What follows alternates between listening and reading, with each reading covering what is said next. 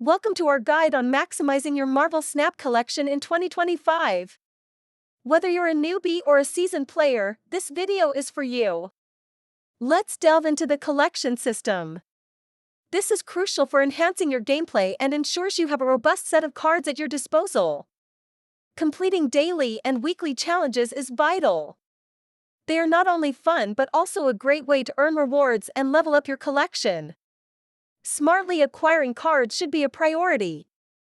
Focus especially on event cards and seasonal releases to keep your deck fresh. Managing your resources well is key.